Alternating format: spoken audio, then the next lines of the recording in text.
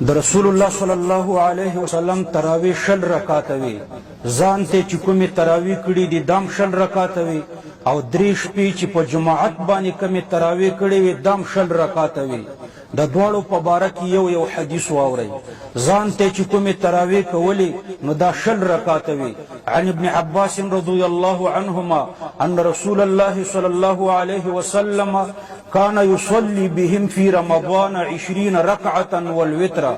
مصنف ابن ابي شيبه باب كم يصلى في رمضان من ركعة. عبدالله ابن عباس رضی الله عنهما فرمایلی دی چې په رمضان کې به رسول الله صلی الله علیه وسلم شل رکعات تراویح کولې. بعض خلق د دې حدیث په سند باندې جرح کوي لیکن دا سند عملا متواتر دی او کوم حدیث چې عملا متواتری داغي حدیث په سند باندې بحث ته ضرورت نه. وګوره عقد الجید صفحه 250 او مجموع الفتاوى د ابن تیمیه اتلسم جلد 240 نمبر صفحه. رسول الله صلی الله علیه وسلم درې شپې په جماعت باندې تراویح کړې وي.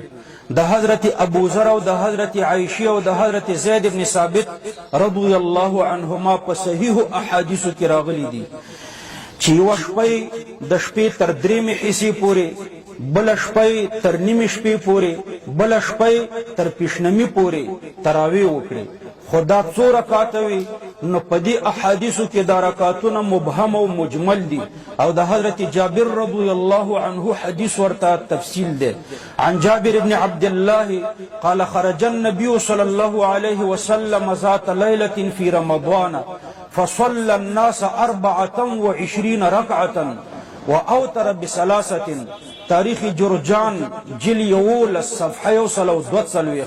یعنی نبی کریم صلی الله علیه وسلم یو شپه راووتلو او خلکو ته څلېرویشت رکعات لمونځ ورکړو، 4 رکعات فرض او 6 رکعات تراویح او بیا وروسته 3 رکعات وتر کړي دي.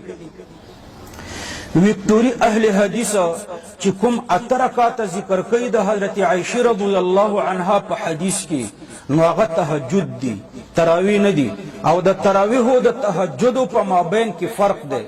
ویکټوریانو خو د احادیث نور کتابونه نه دي لیدلي خو په مشکات شرح لیکلي دي. نو دا مشکات دی وګوري د تراویح باب جدا لګولې او د تراویح باب جدا لګولې په نوم د باب فی قیام شهر رمضان او د تهجد د پاره جدا باب لګولې په نوم د باب صلات اللیل. هر کتاب د تهجد د پاره جدا باب لګولې او د تراویح د پاره جدا باب لګولې. نو دا احادیث د تراویح په باره کې ویکټوریان کله کله په دې نیټ کې وایي او په دې فیسبوکونو کې چې د تراویح لفظ ثابت نه دی. نو وجه دا ده چې دوی صحابه نه مني، د صحابو نه دا لفظ ثابت دی خو دوی د پاره صحابه حجت نه دی، دا چوټه روافیز دي. نو موږ دا لفظ هم ثابتو د صحابه کرامونه. عن ابي الحسناء ان علي بن ابي طالب امر رجلا ان يصلي بالناس 5 تراويحات 20 ركعه. بيهقي جلد 2 صفحه 490. د ابو الحسنان روایت ده چې حضرت علي رضی الله عنه یو سړي ته حکم وکړو چې خلکو ته 15 تراویحات 6 رکعات تراویح ورکا. 5 ترویحات جمع د ترویح ده. عن شتير بن شكل وكان من أصحاب علي أنه كان يؤمهم في شهر رمضان 20 ركعة ويوتر ب3. حضرت شتیر ابن شکل چې د حضرت علی په شاګردانو کې وو خلکو ته به 6 رکعات تراویح ورکولې او 3 رکعات وتر به په جماعت باندې ورکول. د حضرت علی او شاګرد نه د تراویح لفظ ثابت دی.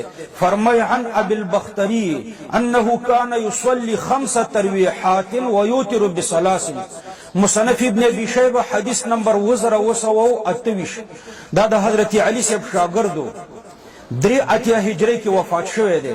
ابو البختری فرمایي چې ابو البختری 6 رکعات تراویح او 3 رکعات وتر کول. نو ګوره د تراویح لفظ ذکر کړی دی. دارنګ یو بل حدیث کې د تراویح لفظ دی. عن ابي الخصيب قال كان يؤمنا سويد بن غفل في رمضان في رمضان فيصلي 5 تراويحات 20 ركعة. بيهقي جلد 2 صفحة 490. د ابو الخصيب نه روایت ده چې حضرت سوید ابن غفله مونږ په 5 تراویحاتو 6 رکعات تراویح را کولې. یو بل روایت کوم د تراویح لفظ وګوره. عن سعيد بن عبيد أن علي بن ربيعة كان يصلي بهم في رمضان 5 تراويحات ويوتر ب3. مصنف ابن أبي شيبة حديث نمبر 1690 ده حضرت سعيد بن عبيد نه روایت ده چې د حضرت علي بن ربيعة التابعي به مونږ ته 6 رکعات تراویح را کولې. دا د تراویح لفظ ما درته ثابت کې. زه وکټوریانو ته چیلنج ورکوم. ګوره یو ترویحتن یو ځل آرام ته وایي. د 4 رکعاتو نه وروسته یو ځل آرام ته ترویحتن وایي. نو چې د 4 رکعاتو نه وروسته یو آرام وکړي دا یو ترویحه شوه. 4 رکعاته یوه ترویحه ده. 8 رکعاته ترویحتان دي. 8 رکعاته او چې د 8 نه زیاتې شي نو بیا ترېنه تراویح جوړیږي. نو دا تراویح دا لفظ هم په دې دلالت کوي چې دا د 8 نه زیاتې دي. وکټوریانو ته زه چیلنج ورکوم. زما دې چیلنج ته دې جواب راکړي. د وکټوریانو عمل دا دی چې دوی 8 رکعاته کوي او دا 8 رکعاتو ته تراویح وایي او دا بیا په مسجد کې 2 رکعاته کوي. ټوله میاشتې په جماعت سره کوي او ختم القرآن پکې کوي. دا 5 خبرې دي. دوی دې ماته دا په یو حدیث کې ثابتې کړي. 8 رکعاته د دې سره د نبي علیه السلام نه د تراویح لفظ موږ د صحابو نه ثابت کړو. خو دوی خو صحابه نه مني. نو ګوره اوله خبر دی دوی د تراویح 8 رکعاته. دویم د 8 رکعاتو سره د تراویح لفظ.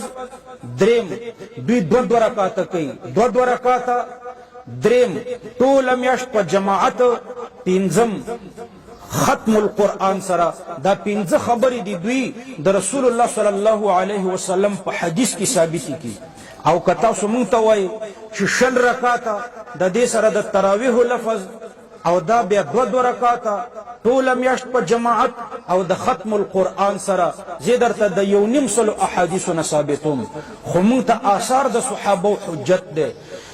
احادیث او آثار دا دواړه به درته ذکر کوم ان شاء الله. دا 15 واړه خبرې به درته ثابتوم.